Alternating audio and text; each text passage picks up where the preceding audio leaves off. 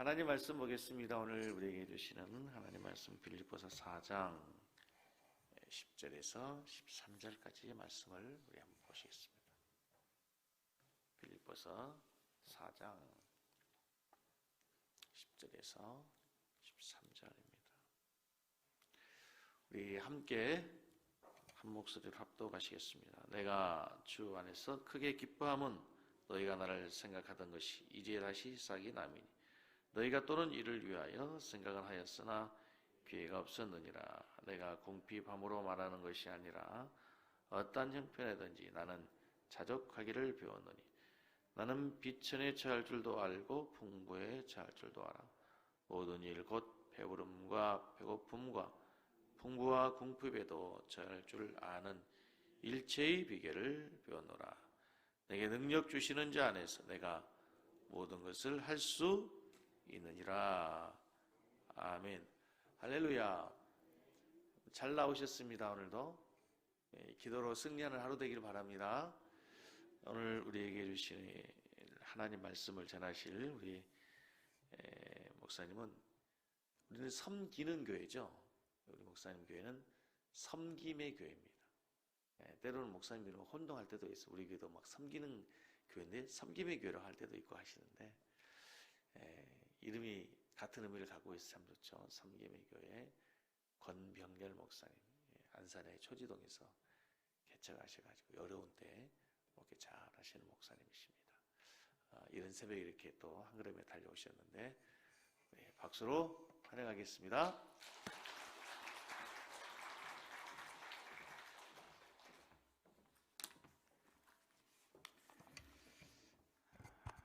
마스크 좀 벗겠습니다. 할렐루야. 목사님께서 소개해 주신 섬김의 교회 권병렬 목사입니다. 오늘 아침에 저를 엘리베이터가 딱 잡혀 있길래 저를 환영해 주시는가 보다 했더니 온 식구를 다 태우고 왔는데, 권사님이십니까? 아까 엘리베이터 잡으신 분? 어디 계신지 모르겠네. 숨으셔버렸네. 너무 사랑스러웠고 너무 보기 좋았습니다. 목사님께 처음 전화를 받고 제가 여기 와야 되는 이유를 몰랐습니다. 그리고 목사님이 제 17년 선배 되십니다. 그리고 제가 교회에 찾아가서 보니까 97년에 개척을 하셨더라고요. 강도사 때. 저희는 2014년 12월에, 그것도 17년 차이가 납니다. 그리고 목사님이 98년에 목사 안수를 받으셨고 제가 2015년에 목사 안수를 받았습니다. 그것도 17년 차이가 납니다. 제가 사실 자격도 없고 처음에 전화 받고 너무 망설였습니다. 그런데 목사님께서 또 후배를 사랑하시고 또 아끼는 마음을 제가 느꼈기 때문에 순종하는 마음으로 달려오게 되었습니다. 사랑하는 우리 성도님들, 이렇게 새벽에 뵐 수 있어서 너무나도 감사하고 기쁩니다. 또 목사님과 저와는 어떻게 보면 한 방향으로 하나님께서 주신 복음을 위해서, 이 땅의 빛과 소금이 되기 위해서 믿음으로 교회를 세워나가시고 계십니다. 오늘 목사님이 뒤에서 저를 환영해 주시고 이제 28일까지더라고요. 세움기도회가. 그런데 성도들이 조금씩 줄어가고 있다, 이런 말씀을 하시면서 조용히 기도하고 계시더라고요. 제가 오늘 제목이 버티는 힘입니다. 버티는 힘. 제가 잘 버팁니다. 군대에서도 헌병대로서 제가 잘 버티고 제대하여서 또 신학교에 복학해야 되는데 하나님 앞에 15년을 버티다가 이제 목회를, 나중에 신대원을 들어가고 이제 목사 안수를 받고 이제 늦게 목회를 시작해서 지금 이제 8년째 목회를 하고 있습니다. 사랑하는 성도 여러분, 이 빌립보서를 여러분들이 이해하기 위해서는 빌립보서의 역사적인 배경을 우리는 좀 이해하여야 합니다. 빌립보서 1장 27절에 보면 한 마음으로 서서라는 말씀이 나옵니다. 그리고 빌립보서 4장 1절에도 주 안에 서라라는 말이 나옵니다. 이 서서 서라 이 말은 군사적인 용어입니다. 이 빌립보를 세운 알렉산더 대왕의 아버지 빌립이 이 군사적인 용어, 그리고 이 빌립보 교회 성도들은 이 군사적인 용어를 다 이해하고 있었습니다. 그가 마게도냐 지역을 거의 다 점령할 수 있었던 것은 그 군사적인 전법, 밀집, 장착, 대전법을 가지고 싸웠기 때문입니다. 한 손에는 방패를 듭니다. 그리고 한 손에는 긴 창을 앞으로 내밉니다. 그리고 어떻게 해요? 대열을 갖추어서 한마음 한뜻으로 전진해 나갑니다. 누가 쓰러지면 어떻게 할까요? 뒤에 있는 사람들이 다 카바를 합니다. 누구도 뚫을 수 없도록. 사랑하는 성도 여러분, 어려울 때, 힘들 때 우리는 2년여 동안 코로나19 가운데 달려가고 있습니다. 그러나 오늘 저는 여러분들을 바라보면서 소망이 있다. 하나님이 여러분들 향하여서 오늘도 말씀하신 그 은혜를 통하여서 여러분들을 세우셔서 마치 그 빌립보 교회 성도들이 이 군사적인 용어를 가지고 믿음으로 주님의 길을 걸어가는 것처럼 오늘도 사도 바울이 여러분들에게 오늘도 하나님의 나라를 위해서 버틸 수 있는 힘을 가지고 믿음으로 끝까지 달려갈 수 있는 그런 귀한 성도 여러분들이 다 되시기를 예수님의 이름으로 축원을 드립니다.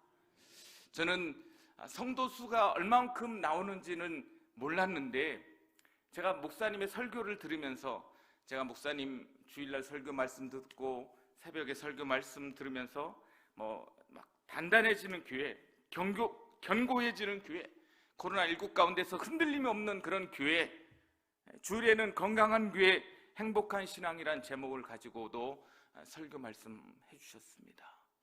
저는 사실 한 주를 기도하면서 말씀 준비했는데 사실 여기 올 수 없는 상황이 될 뻔했어요. 저번 주에 얼마나 제가 힘들었는지 잠시 이야기하고 싶습니다.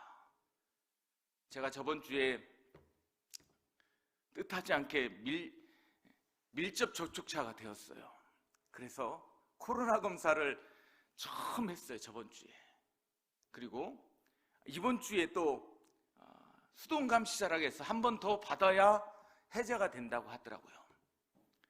교회에 제가 수요일 날 아침에 이제 음성이 또 나왔기 때문에 제가 양성이 나왔으면 목사님 못 갈 것 같습니다. 그 전에도 얼마나 전화기를 들고 목사님 제가 수동감시자인데요 못 갈 것 같습니다. 전화를 드리고 싶은 마음이 얼마나 많았는지 몰라요. 그런데 우리 성도들이 기도해 줬고 오늘 예배에 나온 모든 성도들이 함께 기도해 줌으로 인하여서 오늘 제가 이 자리에 서게 된 것을 하나님 앞에 감사를 드립니다. 여러분들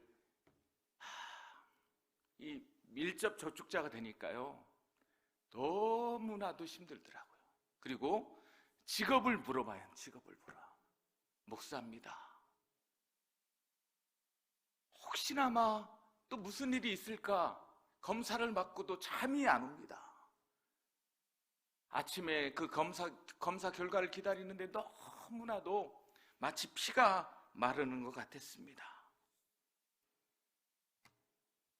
사랑하는 성도 여러분, 아무리 힘들고 어려울 때 또 이런 일들이 교회 가운데 많이 일어납니다. 그리고 신앙생활을 하다 보면 또 많은 아픔과 상처를 가지고 살아갈 때가 많이 있습니다.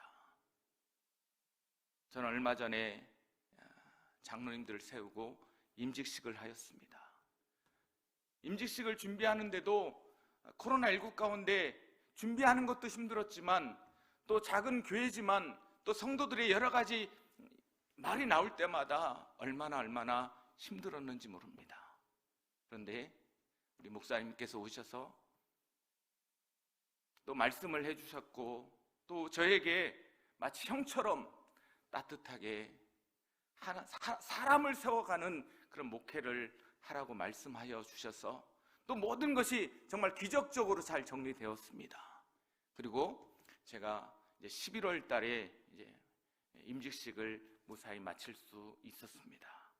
사랑하는 성도 여러분, 저는 오늘 여러분들이 오늘 빌립보서 4장 특히 13절 말씀, 내게 능력 주시는 자 안에서 내가 모든 것을 할 수 있느니라. 여러분들 한국교회 성도들이 가장 좋아하는 말씀입니다. 그리고 선교사에 가도 액자로 걸려 있고, 또 어떤 회사에 가보면 이 말씀이 붙어 있습니다. 그리고 아침마다 출근하여서 내게 능력 주시면 내가 모든 것을 할 수 있습니다. 저는 우리 섬기는 교회가 그런 능력을 체험한 교회였기 때문에 그런 믿음의 역사들을 이루는 교회가 되었으면 좋겠습니다.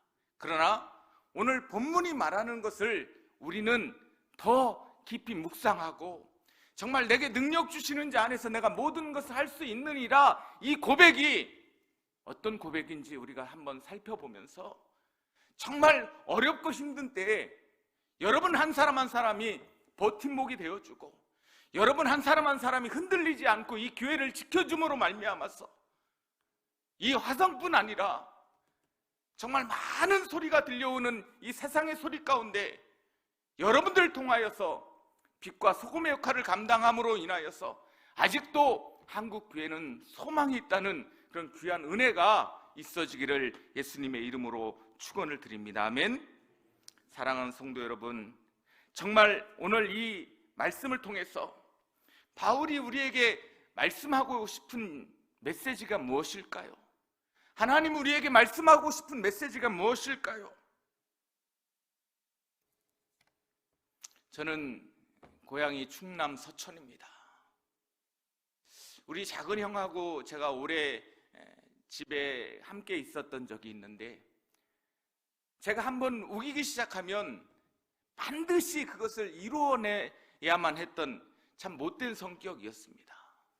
우리 형은 때로 제가 화가 나면 그 시골 동네 산을 다 도망 다닙니다. 끝까지 쫓아다닙니다, 제가. 그리고 아버지가 형을 혼내는 모습을 봐야 조금 마음이 안도감이 듭니다. 참 부족했던 그 시절.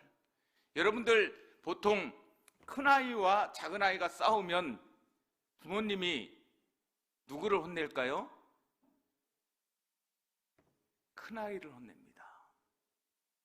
그리고 큰아이와 작은아이가 싸우면 보통 작은아이가 이기는데, 우리 집을 보니까 큰아이가 화가 엄청나니까 큰아이가 이기더라고요. 왜 아버지가, 부모님이 큰아이를 혼낼까요? 너는 그래도 맞이잖아. 너는 그래도 큰애잖아. 네가 더 동생을 위해 참아라. 부모님이 그렇게 말씀하시는 것입니다. 때로는 그런 이야기를 듣는 분들 중에 참 억울하기도 하고, 참 그 시간이 힘든, 부모님의 생각을 이해하지 못할 그런 시간을 보내기도 합니다. 그러나 제가 부모가 돼 보니까, 제가 두 딸을 키워보니까 저도 부모님 같이 하고 있더라고요. 사랑하는 성도 여러분, 정말 하나님의 마음을 이해하고 살아가고 계십니까? 산상수훈에 보면 이렇게 말씀하고 있습니다. 나는 너희에게 이르노니 악한 자를 대적하지 말라. 누구든지 오른뺨을 치거든 왼편을 돌려대라 말씀하고 있습니다. 누가복음에도 또 이렇게 말씀하고 있습니다. 내 입뺨을 치는 자에게 젖뺨도 돌려대며 내 겉옷을 빼앗는 자에게 속옷도 거절하지 말라. 사랑하는 성도 여러분, 여러분들은 그런 경험을 해보신 분이 없겠지만 그 뺨을 맞는다는 것은 치욕적입니다.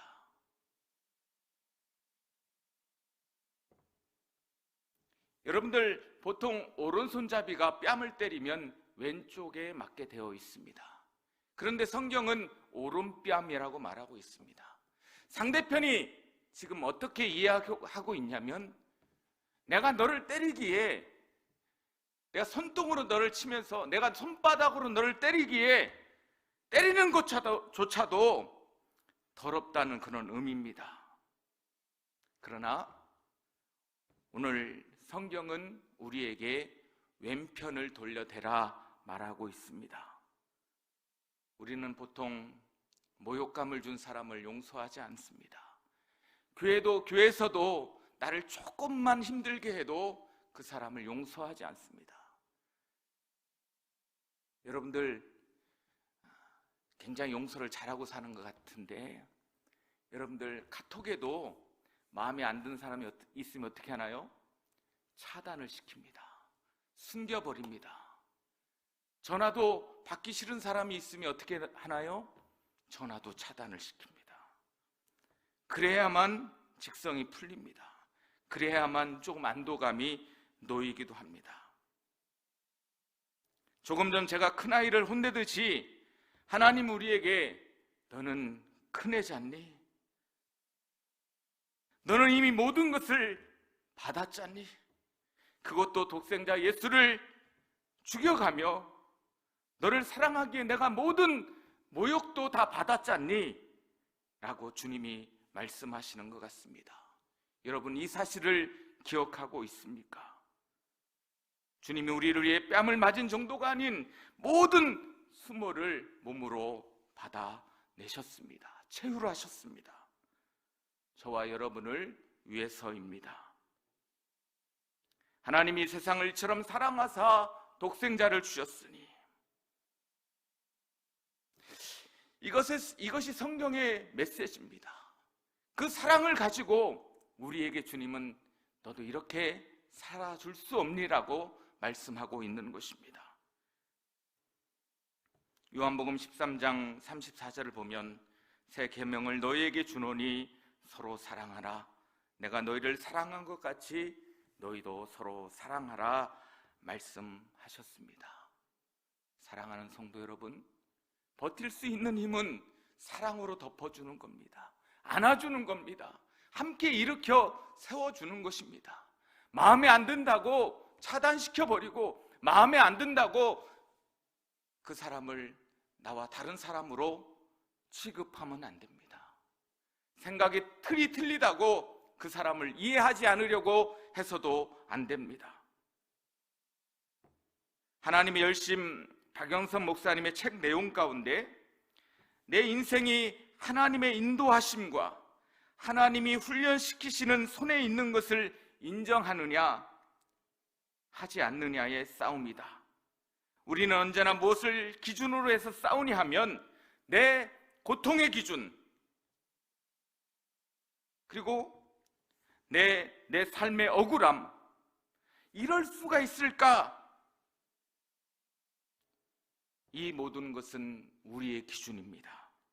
하나님의 기준은 원통함과 고통의 기준이 아닌, 그리고 옳고 그름의 기준이 아닌 하나님의 기준은 믿음의 성장입니다.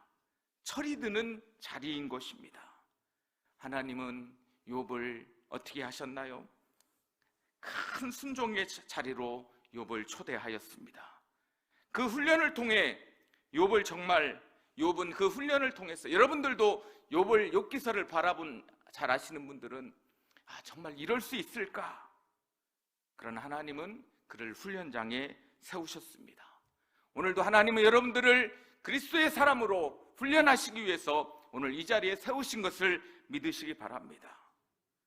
하나님의 훈련 가운데 우리는 이제 욥처럼 이제 하나님의 훈련이 시작이 있으면 마치는 날이 분명히 있을 것이다.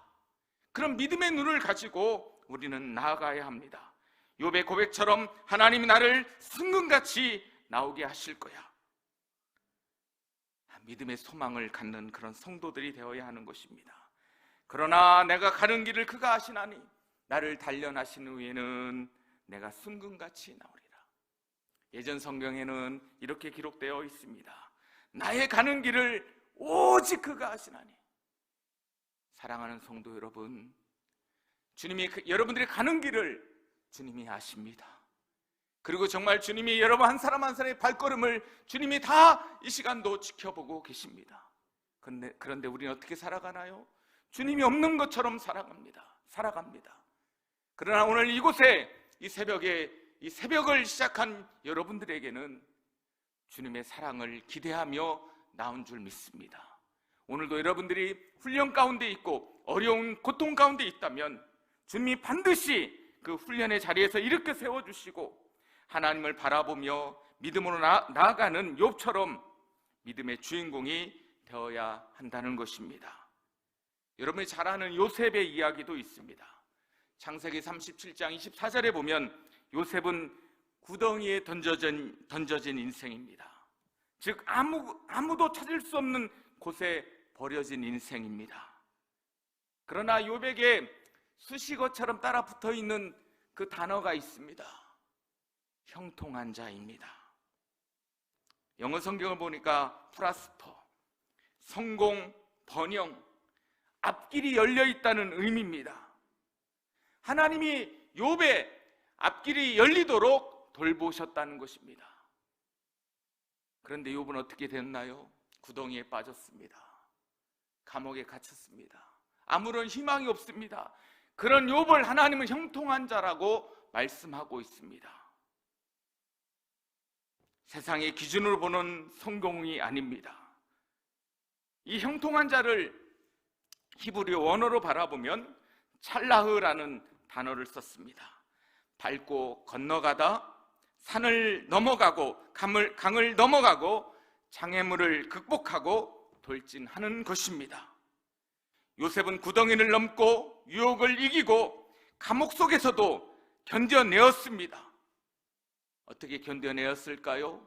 이 모든 것이 하나님의 계획 가운데 있었다는 것을 요셉은 알았기 때문입니다.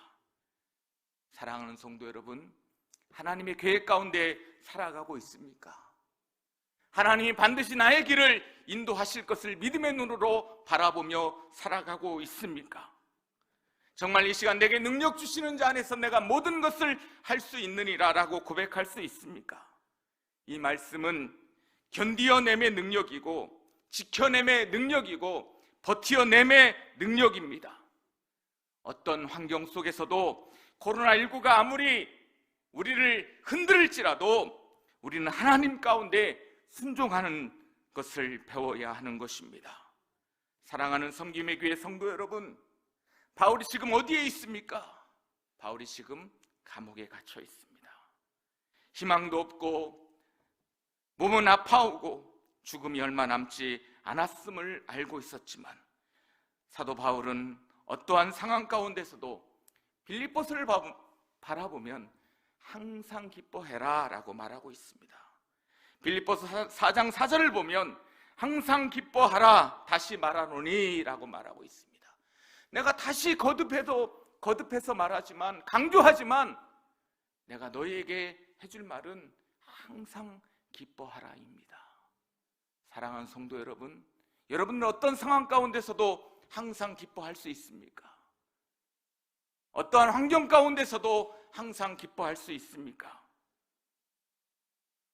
사도 바울은 빌립보 교회를 바라보면서 빌립보 성도들을 바라보면서 이 복음이 동작할 때 정말 주 안에서 너무나도 기뻤을 것입니다.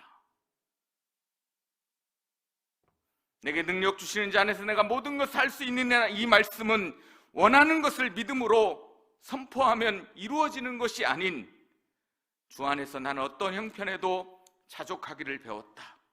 곧 비천에 처할 줄도 알고 풍부에 처할 줄도 알아. 모든 일 곧 배부름과 배고픔과 풍부와 궁핍에도 처할 줄 아는 일체의 비결을 배웠다라고 말하고 있습니다. 사랑하는 성도 여러분, 내게 능력 주시는 자 안에서 내가 모든 것을 할 수 있다란 이 말씀은 내가 어떠한 상황 가운데서도 기뻐할 수 있습니다. 아무리 힘들고 어려워도 기뻐할 수 있습니다. 제가 예배드릴 수 있는 이 은혜만 주신다면 제가 지금 이 상황 가운데 버틸 수 있는 힘을 주시는 하나님을 바라보니 제 마음이 기쁩니다. 그것이 나의 능력이 됨을 우리는 믿어야 한다는 것입니다. 사랑하는 성도 여러분, 코로나19 가운데 힘든 싸움을 하고 있습니까? 주님을 위해 참여하는 것, 주님을 위해 드리는 것, 힘들고 어려워도 주님을 바라보는 것, 어떠한 상황 가운데서도 지금의 현실을 버티어내는 것, 그것이 바로 능력인 것입니다. 사랑하는 성도 여러분, 지금은 주 안에서 우리 성도들 힘들고 어려울 때 정말 28일 동안 28일까지 달려가려면 얼마나 많은 일들이 생기는지 몰라요. 얼마나 많은 유혹도 생기는지 몰라요. 목사인 저도 교회가 작다 보니까 오늘은 아무도 안 나오면 나도 좀 쉬고 싶다 이런 생각이 들 때가 문득문득 있습니다. 그러나 여러분들이 깨어서 기도하면 이 섬기는 교회를 통하여서 주님이 영광을 받으실 뿐 아니라 이 기도의 힘을 통하여서 이 지역이 다시 한번 새롭게 되는 귀한 은혜가 있어지기를 예수님의 이름으로 축원을 드립니다. 주님은 이 일을 감당하기 위해서 여러분들을 부르셨습니다. 그리고 이 일을 감당하기 위해서 여러분들은 십자가의 길을 걸어가야 합니다. 그 길은 눈물의 길일 수도 있습니다. 고난의 길일 수도 있습니다. 이 고난의 눈물의 길 가운데 설 준비가 되어 있습니까? 오늘 우리에게 다시 이 눈물이 없이는 가지 못하는 길에 주님은 우리를 다시 세우셨습니다.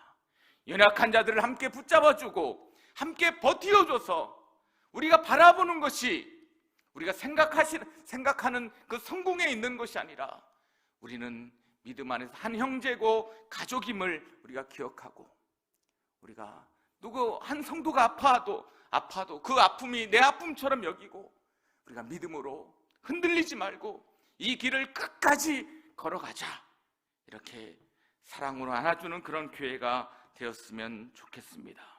사랑하는 성도 여러분, 내게 능력 주시는 자 안에서 내가 모든 것을 할 수 있느니라.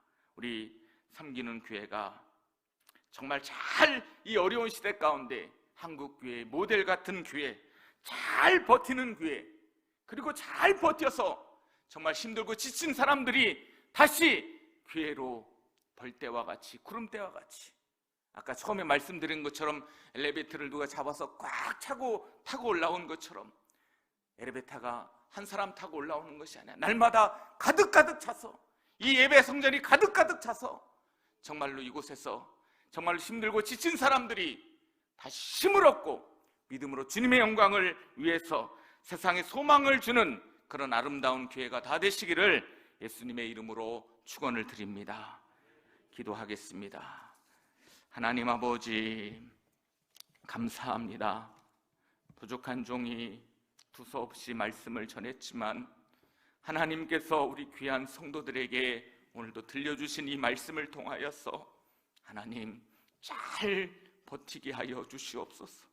지금도 힘들고 어렵지만 주님의 은혜 가운데 주님이 나를 사랑하시고 나를 위해 독생자 예수 그리스도까지 아낌없이 내어주신 그 사랑과 은혜를 기억하고 믿음의 성도들로 이 땅의 빛과 소망이 되어서 아버지 하나님 끝까지 달려갈 수 있는 그런 귀한 성도들 모두가 다 될 수 있도록 주여 도와주시고, 하나님 우리가 더욱더 힘을 내어서 이 교회를 가득가득 채우고 주님의 영광을 위해서 이 교회가 한국교회의 소문난 교회, 하나님이 기뻐하시는 교회로 성장할 수 있도록 주님 인도하여 주시옵소서. 하나님께서 오늘도 새날 주셨사오니 믿음의 날개를 펴고 독수리처럼 하나님이여 창공을 나르는 주님의 영광을 위해 살아가는 귀한 하나님의 사람들이 되게 하여 주시옵소서. 거룩하신 예수 그리스도의 이름으로 감사하며 기도드리옵나이다. 아멘.